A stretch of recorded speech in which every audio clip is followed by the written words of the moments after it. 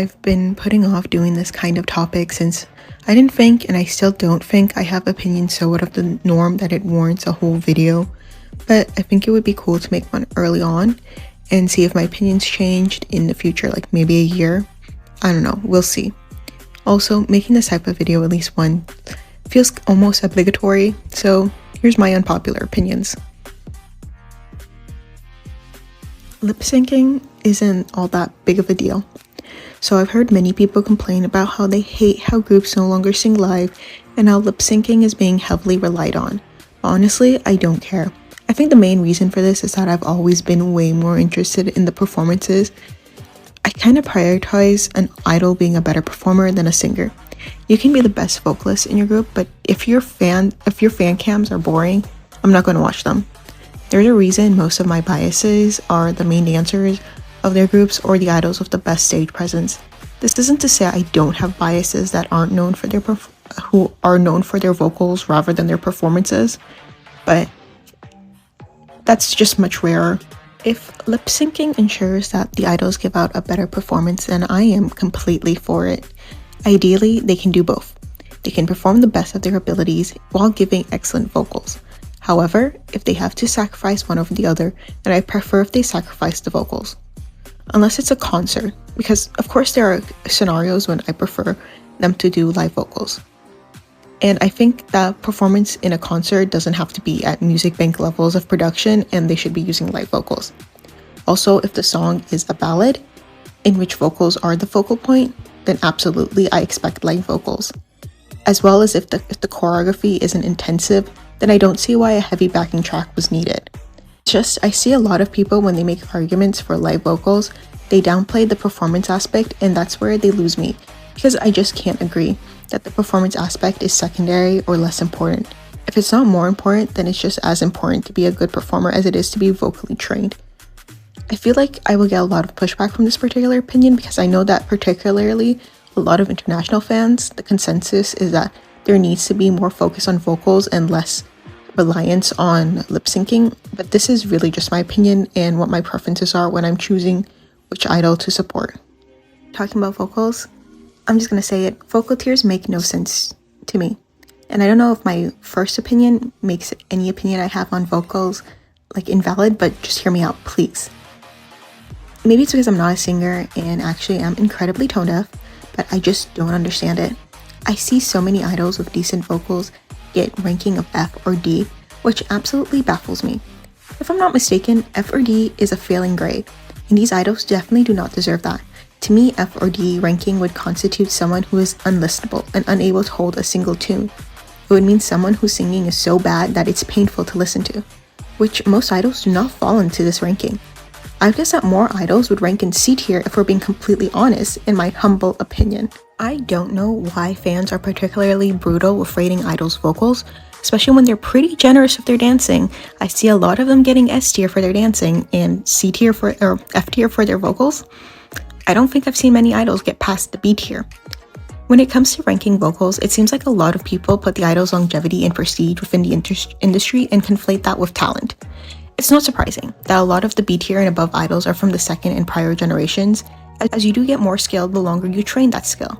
But it's okay to admit that there are good and excellent vocals in third and fourth generation.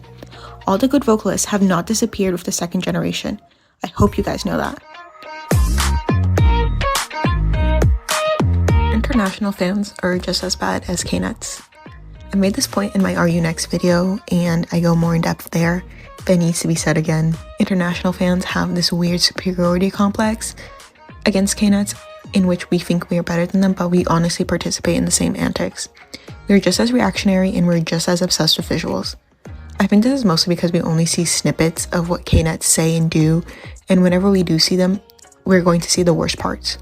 We aren't going to see someone report on them doing normal fan behavior because that's not relevant. So because most of us don't know Korean or aren't in Korean forums, our only insight is when there's a controversy and we see those translated comments. It would be like if Knetz judged us on those cringy fan calls and said all international fans are inappropriate or super shameless. We are so quick to judge them all by the actions of a few toxic fans, such as the whole Soyeon scenario, where international fans swore up and down that Knetz wouldn't be receptive to her solo debut and that she was hated by the general public. However, when it came to her live appearances, the crowd couldn't have been louder. You can't condense an entire nationality based on poorly translated snippets you see online. It's just not fair. You can't put all of the issues that are within the fandom onto Knetz, because that's just not true. Both international fans and Knetz participate in toxic behavior.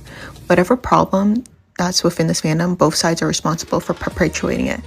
Also, if someone's argue and say Knetz are probably blaming us for everything wrong, don't bother. Seriously, just don't. Let's pretend this is true and every Knetz blames us for everything wrong happens in this industry.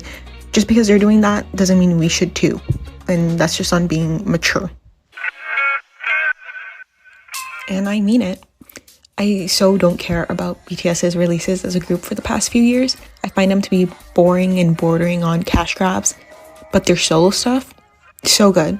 I love how creative they're being, especially the rap line. I mean, J-Hope is my bias, and yes, he does have my favorite solo releases, but still.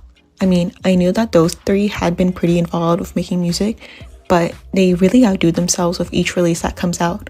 I'm not gonna lie, I was most surprised by the vocal line. I didn't have very high expectation for what their solo releases. I didn't really know what to expect, and I'm pleasantly surprised. They each have their own individual styles, and they wear their influences so proudly. I am most surprised with V's, to be honest, which I guess I shouldn't have been since he did give us a sneak peek with Winter Bear a couple years ago, but I didn't expect him to go full into jazz.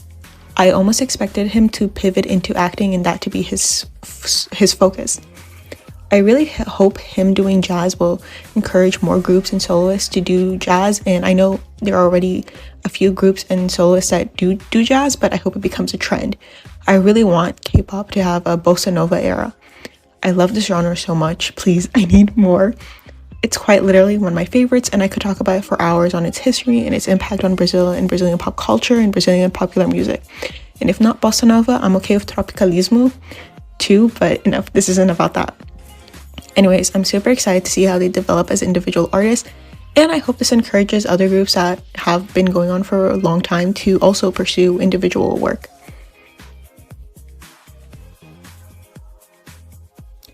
Let's not pretend that sexism doesn't exist. Also, let's not pretend Korea isn't a very conservative country and a very patriarchal one to boot.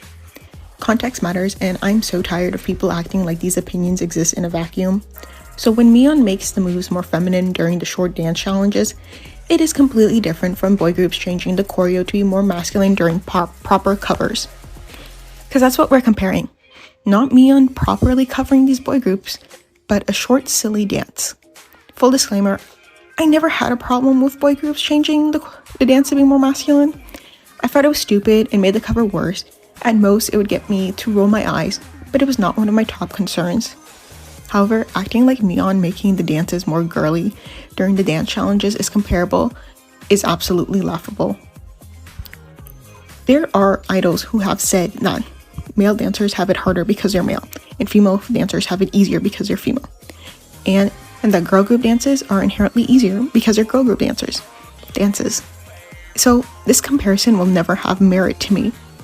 But let's not forget that when boy groups do covers of girl groups dances, for the longest time it was taken as a time for the boy groups to have fun. It's just something silly. It's supposed to be a joke.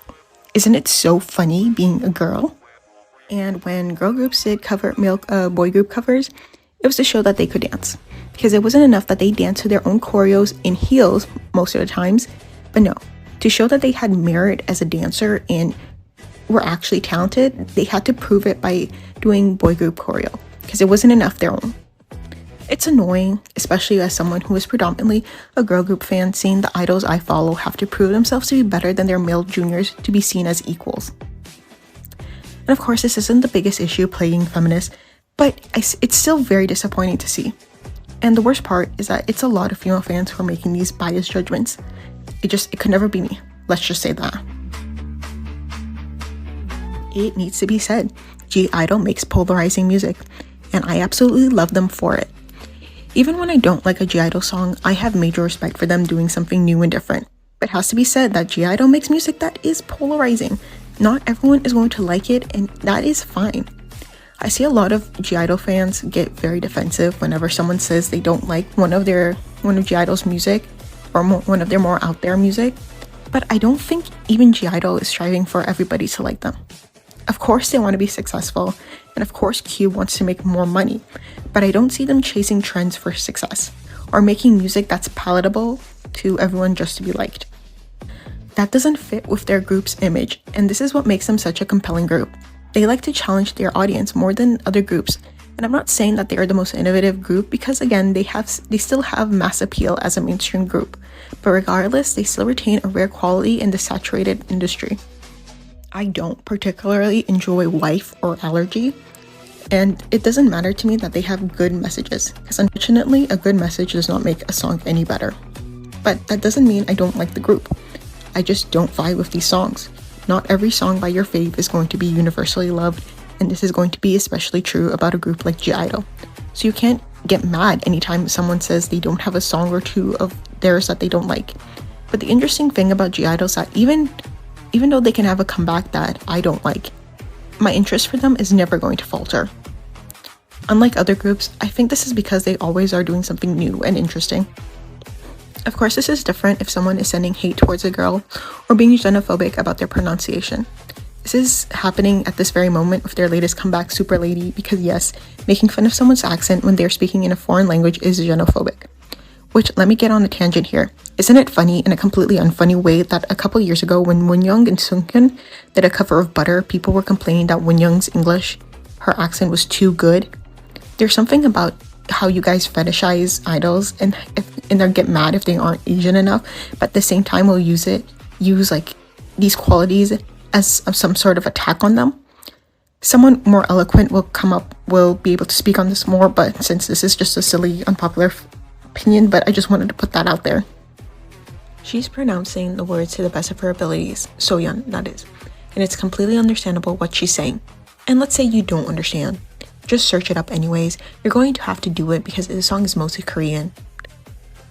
And this is coming from someone which English is not my first language. There is no excuse for you to be asshats towards her. This is completely unacceptable behavior.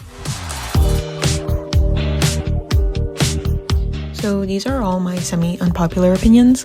Hope you guys enjoyed it. I'm thinking of what I'm going to do next is going to be songs that I love but people don't like, or the opposite with songs I didn't like which seem to be universally loved. So until then,